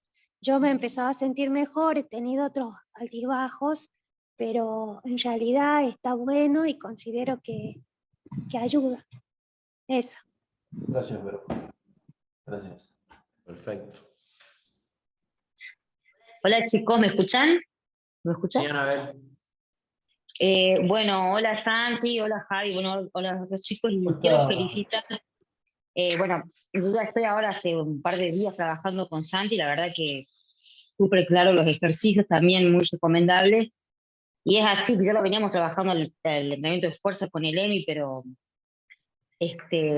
me gusta ese enfoque, la forma, el hecho de ser específico ya es fundamental. Y bueno, no tuve la posibilidad de trabajar con vos, Javi, pero sí he escuchado muy buenas críticas de mucha gente, así que bueno, te felicito por eso. Fuimos compañeros en el Gracias. instituto, nos Sí, venimos a encontrar acá después de un montón de tiempo. Así que bueno, nosotros siempre, la idea es trabajar de una manera buena, que el trabajo sea de calidad, por eso queremos hacernos de un grupo de gente así, ¿no? Capacitada, que estén actualizándose todo el tiempo. Y bueno, gracias chicos por trabajar de esa manera, porque es lo que necesitamos en el deporte en Catamarca, ¿no? Que crezca en calidad, no tanto en cantidad, pero sí en calidad, así que felicitarlos y gracias. Gracias, Gracias gracias. a vos, Anabel. Gracias a vos. Acá Acá, Gastón tiene una pregunta. No sé si querés que la lea, Emi. sí, lee la voz, lee la voz. Dejando de lado el aspecto físico, ¿cómo hacen para mantener al corredor enfocado en los objetivos propuestos? O sea, ¿cómo manejan que la persona se mantenga en el entrenamiento a pesar de que no hayan ganas de entrenar? Y bueno, acá Gastón yo creo que es fundamental todo el tiempo el feedback con el atleta, el diálogo constante con el atleta. Muchas veces tenemos que hacer de psicólogos, sin ser psicólogos tenemos que hacer de psicólogos.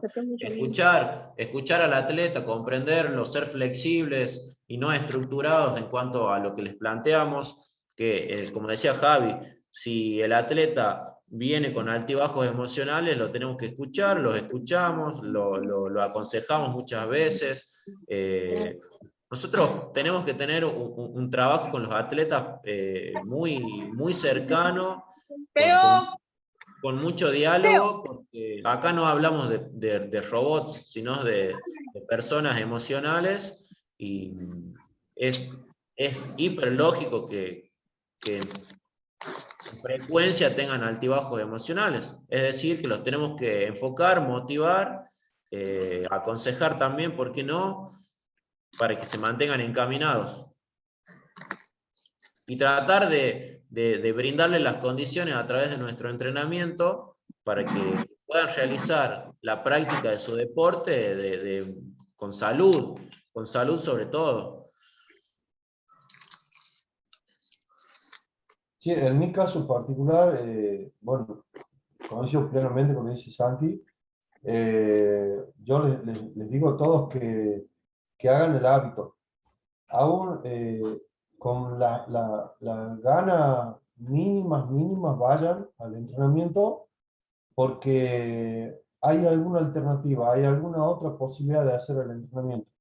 Si el entrenamiento está dirigido vamos a decir así, un ejemplo, al 70% de tu RM en sentadilla y en la charla surge que no dormiste toda la noche, no pudiste alimentarte bien, sentís molestias articulares, lo que fuera, hay alternativas. Pero ¿dónde perdés cuando no vas al entrenamiento? Ahí es donde realmente perdés, porque siempre hay alguna alternativa.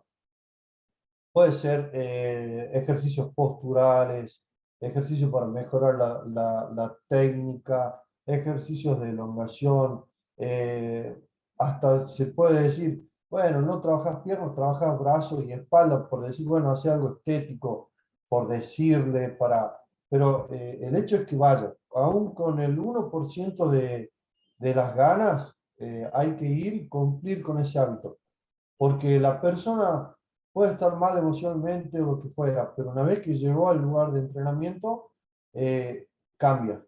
Su mismo Sí, cerebro dispone a que esa persona cambie su actitud, mejore, se fortalezca internamente y termine entrenando y a veces mejor de lo que se preveía, perdón. Así que para mí es ir.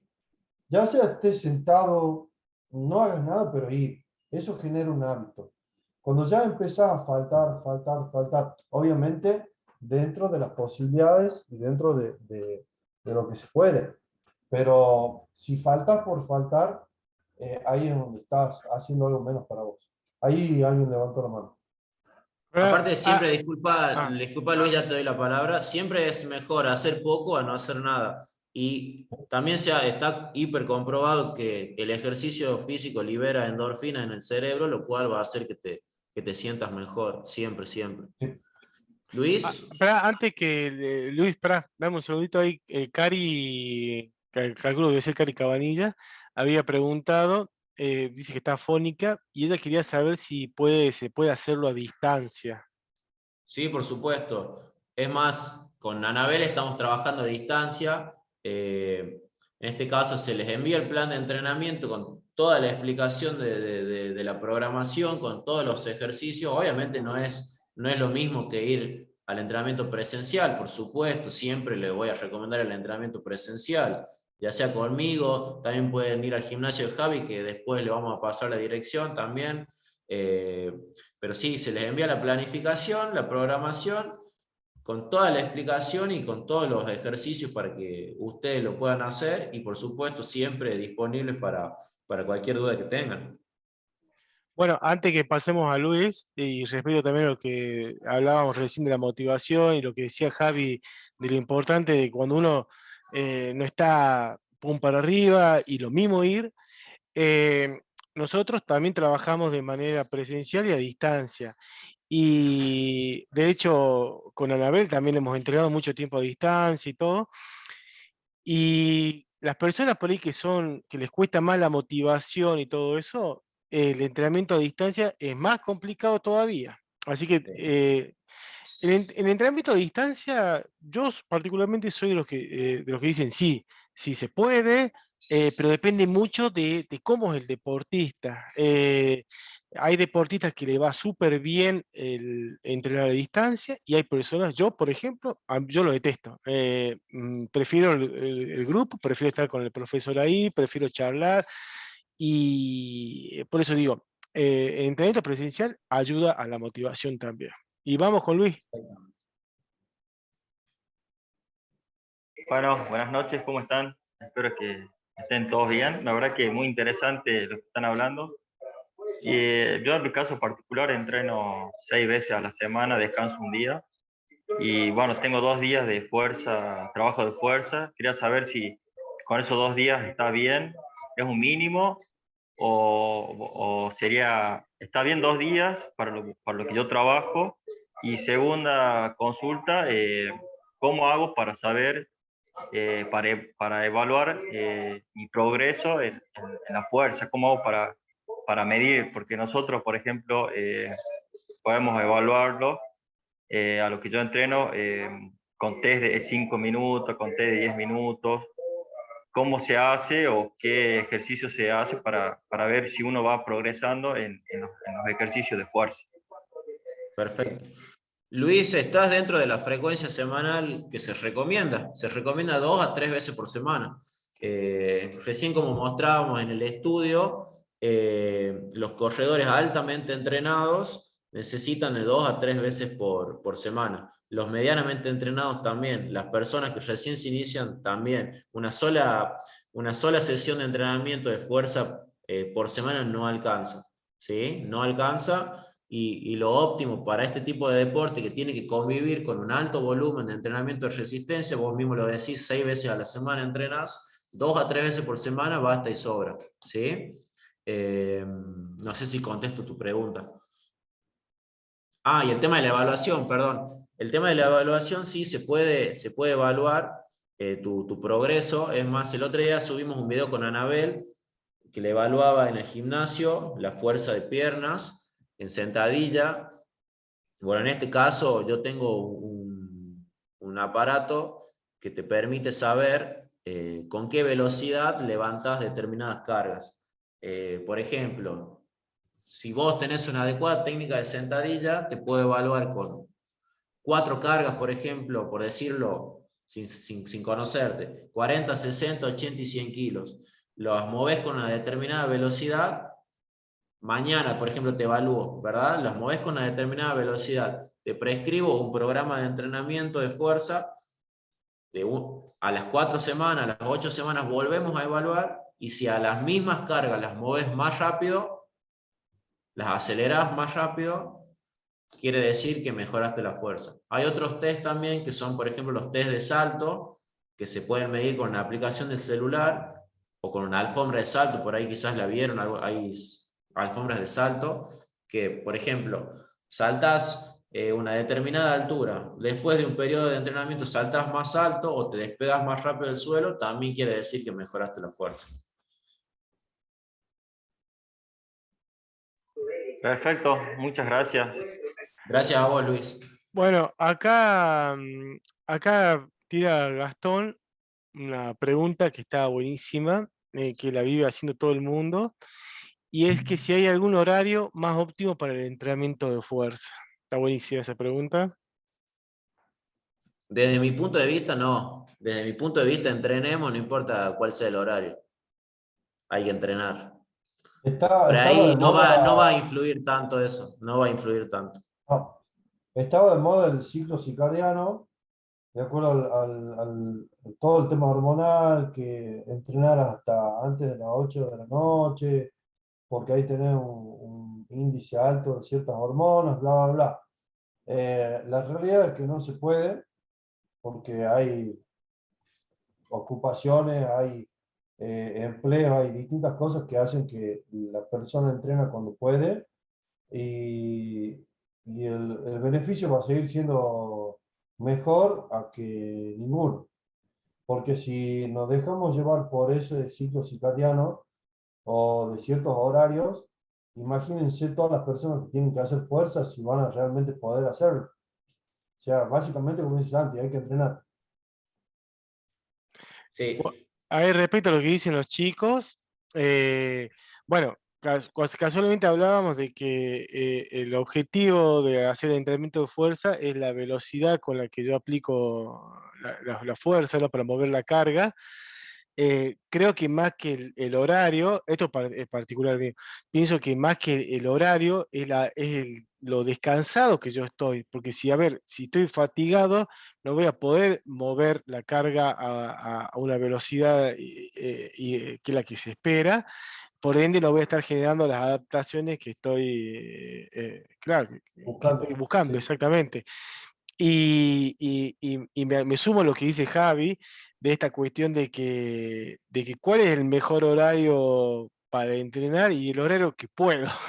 Es el mejor horario, creo que hoy por hoy, todos tenemos trabajo, todos tenemos millones de actividades, ahí al final lo mejor es cuando puedo, ya no pasa por otro lado. exactamente. Por ahí hay cuestiones mínimas como el tema del horario, pero se consideran por ahí en el altísimo rendimiento cuando hay variables muy chiquitas a considerar y que te pueden dar un plus, pero así todos son, los plus que te pueden llegar a dar son ínfimos. Y es, como te digo yo, en el altísimo rendimiento, ¿no? Entrenemos, no importa cuál sea la hora. Y hoy en día se utilizan lo que se llaman escalas de percepción del esfuerzo, que sirven para saber el estado del deportista, para ver cómo puede llegar a responder a ese entrenamiento. Son escalas muy sencillas de utilizar, del 1 al 10 por lo general, que nos sirven a nosotros como entrenadores para conocer el estado del deportista. Y es como decía Javi, si hoy mi deportista me dice, mira, estoy muy cansado, no dormí bien, no comí bien, recién vengo de trabajar, entonces podemos usar esa escala también y, por ejemplo, que me manifieste hoy en día o estoy un 3, un 4 para entrenar, perfecto. Vamos a hacer un tipo de entrenamiento postural, correctivo, de técnica, porque si nosotros aplicamos una carga, lo vamos a fatigar demasiado cuando el cuerpo, el organismo no está predispuesto para soportar esa carga. Bueno, hay Por algo que eso es se muy llama, importante el feedback con el atleta, es muy importante.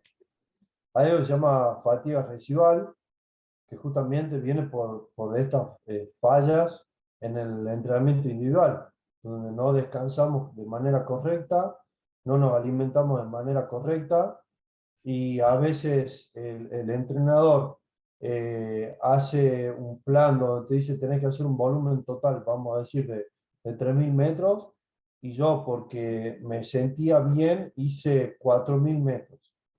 Entonces, eso, y ahí ingresa otra parte que es la coherencia en el trabajo y la cohesión, sobre todo, que por ejemplo con Santi tenemos que tener con los entrenadores, ¿sí? Porque nosotros debemos adaptar la periodización del entrenamiento al plan, ¿sí? Del atleta. Nosotros no podemos mandar, por decirte, la orden. Nosotros recibimos el plan, decimos, a ver, esta persona tiene que trabajar a tantas intensidades con tanto tiempo de recuperación. Eso involucra que va a tener un nivel de intensidad tanto. Entonces, cuando va a entrenar conmigo, tengo que tener cuidado para no fatigar más esa área muscular o tratar de que trabaje otra área muscular y que esté en condiciones, como decía Santi, para el día siguiente. Pero volvemos a lo mismo, si el entrenamiento invisible es malo, y no va a durar mucho la capacidad de entrenar de ese atleta, se va a ver limitado, no se va a recuperar y bla, bla, bla, todo eso que venimos hablando. Bueno, Y Emi, disculpa que te sí. interrumpa, está hiper sobrevalorado el detonarse en el entrenamiento y está infravalorado el tema del entrenamiento invisible, del adecuado descanso, la hidratación y la nutrición. Se la deja muy de lado y es tan importante como el entrenamiento, porque si no, no te recuperas nunca. Pucha, No che, te recuperas nunca. mira, a mí ya con la charla ya se me ocurren millones de preguntas para hacer y todo. Pero mira, justo lo que estás vos diciendo, viene a lo que estamos hablando, viene una pregunta que acá hace Cari, que dice, ¿y se puede entrenar fuerza y correr el mismo día? Sí, por supuesto. El tema es, no sé si habrán escuchado por ahí, se lo suele escuchar el tema de la fuerza y la resistencia, el fenómeno de interferencia, que hace referencia a que las adaptaciones de un tipo de entrenamiento pueden llegar a interferir con el otro. En este caso, lo que vamos a buscar, las condiciones ideales, sería que los dos tipos de entrenamiento estén lo más separados posible uno del otro, pero por cuestiones de tiempo también se puede entrenar uno después inmediatamente del otro. Por ahí va a depender del tipo de entrenamiento, de la orientación que tenga el entrenamiento de fuerza y la orientación que tenga el entrenamiento de resistencia. Por ahí, ojo que esto del fenómeno de interferencia tampoco está 100% explicado. Hay teorías, en algunos estudios se ha comprobado y en algunos no pasa nada. Pero se puede entrenar fuerza y resistencia después o fuerza y resistencia de manera uno después de otro. Se aconseja primero el entrenamiento de fuerza porque no va a ser tan desgastante como el entrenamiento de la resistencia para luego entrenar fuerza. No sé si se entiende. El entrenamiento de resistencia es mucho más exigente desde lo energético que el entrenamiento de la fuerza. Por eso se recomienda primero fuerza, después resistencia. Pero También cuanto más se depende lo pueda qué tipo separar de uno del resistencia. otro, es mejor. Claro, también depende del tipo de trabajo de resistencia que se busque hacer, porque si es más de calidad, en cuanto técnico, por ejemplo, se le va a dar prioridad a ese trabajo y después, con la energía que queda, vas y trabajas la fuerza. Pero es como dice Santi, o sea, el fenómeno de interferencia tiene que ver mucho porque justamente un método de entrenamiento interfiere sobre el desarrollo del otro. Y es lo que tratamos de evitar siempre. Pero bueno, es como lo mismo de la fuerza. ¿En qué horario y en lo que podés? Y entreno primero resistencia o fuerza. ¿Y cómo podés? Y bueno, nos adaptemos y veamos qué es lo mejor que podemos hacer. De las variables, busquemos lo mejor de ambas. Aparte también, Lamentablemente sí. nos manejamos así porque, como decías antes, cuando estamos hablando de un atleta que se dedique específicamente a eso y puede acomodar todo su día para eso, bueno, ya Claro. podés tener ciertas estructuras. Cuando no, bueno, vamos bien, pero respetando los principios y demás. Bien, yo pienso que la pregunta acá de Cari básicamente también se responde con el principio de individualización, o sea, va a depender también en gran parte de cuáles son los horarios del atleta, de cómo es la recuperación que tiene el atleta, de cuáles son los hábitos, cómo se alimenta post el entrenamiento, antes del entrenamiento, o sea, hay muchas variables que hay que tener en cuenta para determinar si es viable o no entrenar el fuerza el mismo día que uno corre. Hay tipos de entrenamiento, por ahí, como dicen los chicos, capaz que un día tienen intervalos en la pista, entrenamiento súper detonante y todo, y después me tocaba la sesión de fuerza y capaz que no, que la sesión de fuerza tenga que ser suave o capaz que habría que haber replanteado con anticipación, o sea, qué convenía ese día poner. Eh, Después acá pregunta Edith, En el caso de ella que realiza ayuno intermitente, ¿cuál sería el horario más óptimo para entrenar fuerza? El tema del ayuno intermitente, Edith, tenés que saber que el estado de ayuno va a perjudicar el ejercicio de alta intensidad. Eso lo tenés que saber, ¿sí? Por ejemplo, no es aconsejable ir a una carrera en estado de ayuno. No es aconsejable estar en estado de ayuno ante un entrenamiento que requiere alta intensidad, como por ejemplo los intervalos. El tema del ayuno se utiliza en sí, relativo al rendimiento, por supuesto. Se utiliza en ciertos momentos de la preparación, y lo que se busca optimizar con el ayuno es acelerar el metabolismo oxidativo de las grasas. Es decir, que si vos en un estado de ayuno no vas a tener por ahí una alta disponibilidad de carbohidratos, entonces vamos a buscar que el cuerpo eche mano de las grasas para producir energía. Se suele utilizar en determinados momentos de la programación, no siempre, no siempre, pero tenés que saber que el ayuno, el estado de ayuno va a perjudicar el entrenamiento de alta intensidad, ya sea de fuerza o de resistencia. Si te toca un entrenamiento de intervalos de alta intensidad o un entrenamiento intenso de fuerza, tenés que saber que el estado de ayuno lo va a perjudicar.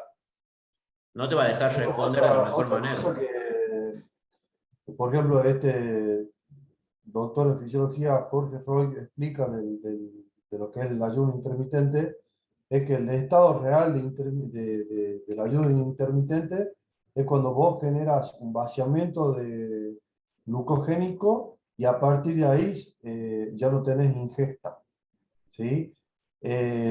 No es, por ejemplo, son las 8 de la noche, tengo una merienda o cena y ya hasta el otro día, posterior 12 horas, ya no tengo ingesta, porque ahí tenés reserva de glucógeno.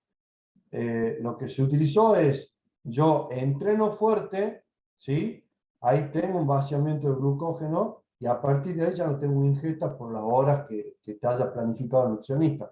Si es que es por nutricionista el plan de ayuno intermitente, porque eso también es otra cosa. Por ahí es un modismo más que una estrategia nutricional.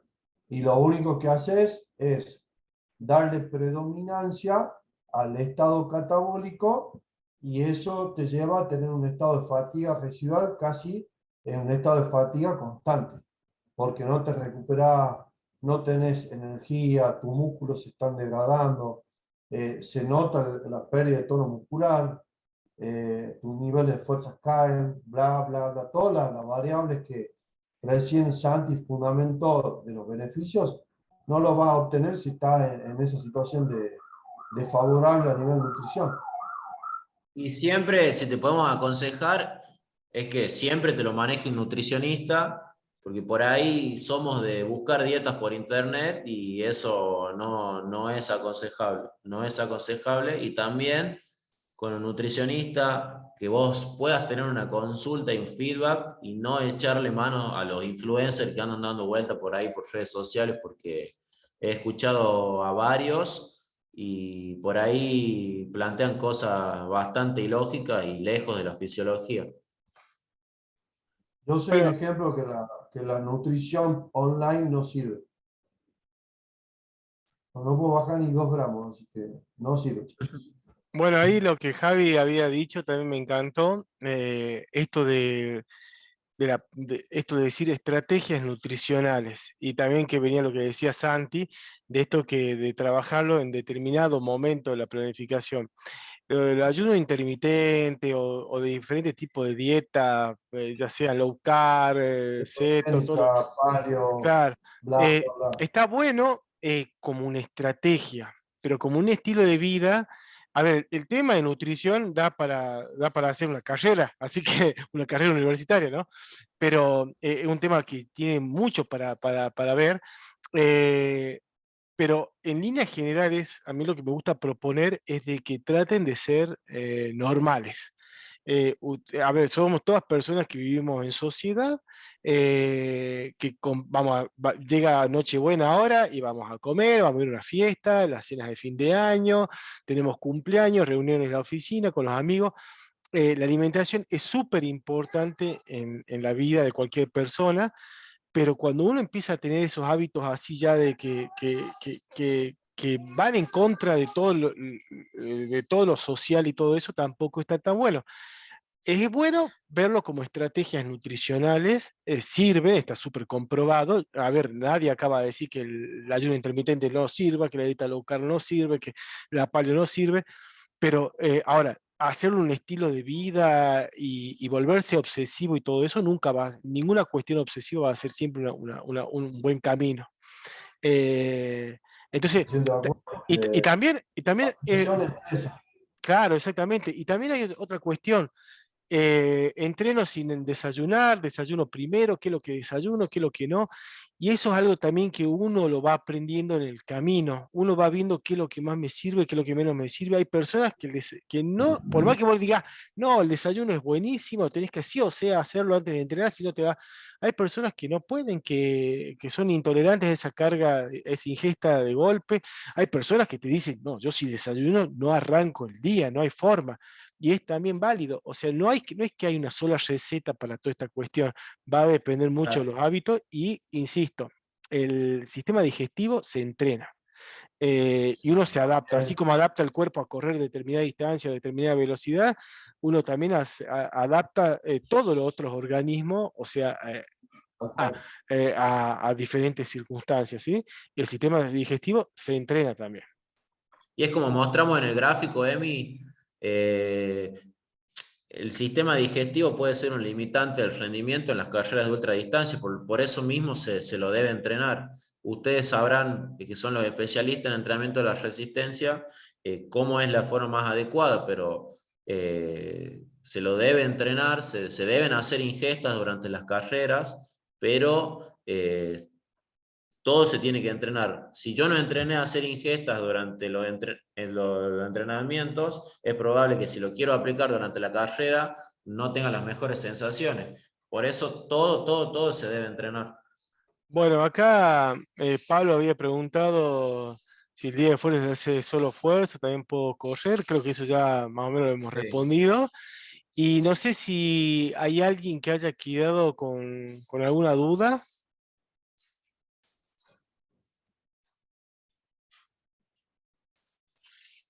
Si quieren levantar la mano, escribirla. Yo chocho la vida en realidad porque a mí me encanta hablar de entrenamiento, de todo, pero me imagino que varios ya están Bueno, yo buscando la... por ahí decir a los chicos de que la idea también es hacer este tipo de charlas con alguna, bueno, estamos trabajando en el grupo con Marina Rubí, que es nutricionista, y también sumarla que ella nos aporte, ¿no? Desde su punto de vista, porque es importantísimo, como vos dices, Santi, yo que ya me dedico a otra distancia, te digo que es tan fundamental como entrenar la resistencia, entrenar la alimentación. Te diría que hasta más, ¿no? Porque son muchas horas y es... Uy, bueno, lo tengo que ver acá. Pero bueno, nada, eso, decir que queremos sumar a nutricionistas y en fin, para que los chicos tengan pero los campos cubiertos. Así que bueno. Bueno, hay algo que está buenísimo ahí que va de la mano con la nutrición, que son los kines. Vos llegás, por ejemplo, tenés que entrenar 30 kilómetros, ¿no es cierto? Todo el desgaste a nivel osteoarticular.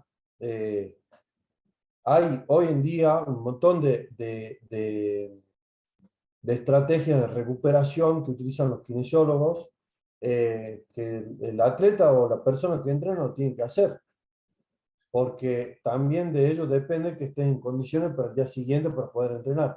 Entonces, a ver, en todos lados tenés el entrenador, el PF, el nutricionista, el kinesiólogo y el doctor. Y O psicólogo sea, también. y el psicólogo también, sí, tal cual. Entonces, todos tienen una labor más que importante, pero bueno, estamos hablando de estructuras profesionales y nosotros estudiamos y dentro de lo que estudiamos tratamos de cubrir ciertas necesidades. Eso también es otra realidad. Pero la parte de la nutrición, como la kinesiología, es fundamental para recuperar al atleta para el día siguiente, básicamente. La mayoría va, por ejemplo, al kinesiólogo solamente cuando tuvo una lesión o un post-operatorio, pero no post-entreno. Y eso es algo que también no nos han educado, Claro. ¿no? Tal cual.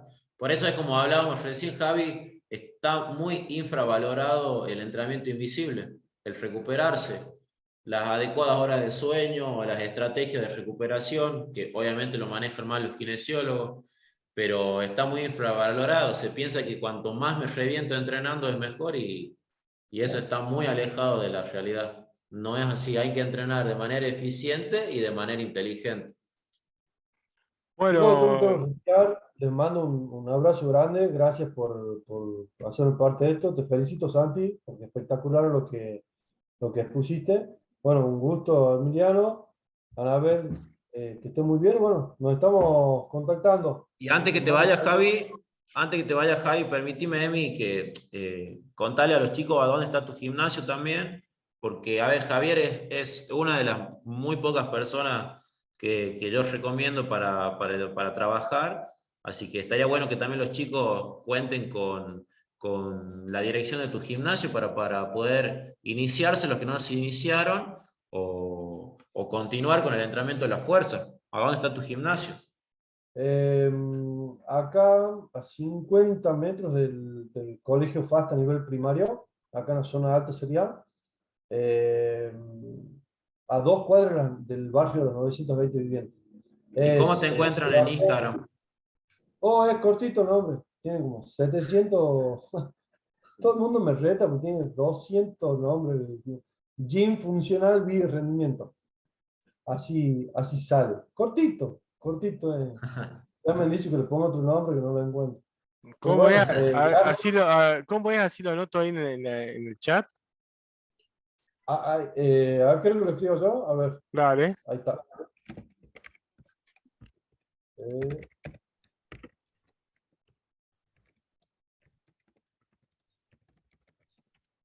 Creo que está bien escrito.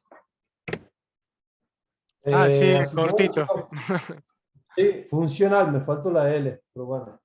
Gracias por todo y me encantó la charla. La verdad que no se encuentran muchos momentos de charlas de esto y algo que a mí me encanta. Y bueno, con Santi, cada vez que podemos en la semana hay audios, nos complementamos con material de estudio. Así que siempre estamos ahí, uno al lado del otro, colaborándonos y bueno, espero que les sirva a todo el mundo. Bueno, Gracias a vos muchísimas por gracias, estar, Javi. Javi. Gracias a vos. La verdad que Bueno, bien, bien. Javi, yo también contento de que hayas estado porque realmente esto nutre mucho más. A ver, me encanta generar este tipo de espacios porque veo que hay mucha información hoy por hoy, mucha gente que quiere hacer deporte y a causa de eso también vienen lesiones, frustraciones, desmotivación y abandonan. Entonces, de repente, este tipo de espacios me parece que hacen que la práctica deportiva, la actividad física y todo eso crezca y se haga, que sea mejor. Entonces, bueno, agradecido de que participe y me encantaría que esto sea más bien un inicio que otra cosa. Así que Cuenten bueno, conmigo, cuenten conmigo. Fries, Si no los veo o no nos comunicamos, les deseo felices fiestas. Que anden muy bien. igualmente. Igualmente. Chao, chicos. Chao, Bueno, Javi. y bueno, yo creo que para el resto también decirles de que yo creo que ya ha sido bastante largo, así que es como les digo, esto va a ser un inicio. Me encantaría que se siga desarrollando este tipo de encuentros, este espacio así. Bueno, vos, Santi, la verdad que muchísimas gracias, porque aparte, desde un principio que hemos arrancado con vos, siempre súper predispuesto. Además, por ahí yo soy el que más se demora en algunas cuestiones, más que todo por los tiempos y todo eso. Pero bueno, súper contento de que podamos estar arrancando con estos espacios. Gracias a ustedes, chicos. Gracias a ustedes por la confianza, por permitirme el espacio. Perdón por ahí si soy muy técnico o por ahí no se entiende lo que explico, pero bueno, por ahí hay algunas cuestiones de la fisiología que son medias tediosas que hay que explicarlas para que se entiendan. Pero bueno, por ahí si quedaron dudas o si no se animaron a preguntar o si quieren preguntar sobre cualquier otra cosa, también me pueden escribir al Instagram, que no sé si me permitís que lo pase, Emi. Sí, sí, por supuesto. A ver, lo escribo. Ahí me pueden encontrar también, así que yo siempre estoy dispuesto a contestarles cualquier duda que tengan y a que trabajemos juntos. Bueno, ya vamos a estar arreglando para hacer unas futuras charlas y gracias a todos los que estuvieron ahora hasta el final y por supuesto todos los que estuvieron entrando, saliendo y todo eso, porque realmente, a ver, entiendo de que hoy por hoy encontrar un espacio y todo es complicado en la vida de todos, así que bueno, ya vamos a estar en las próximas reuniones. Muchas gracias. Gracias, chicos. Que estén muy bien. Nos Me vemos. despido. Chao, chao.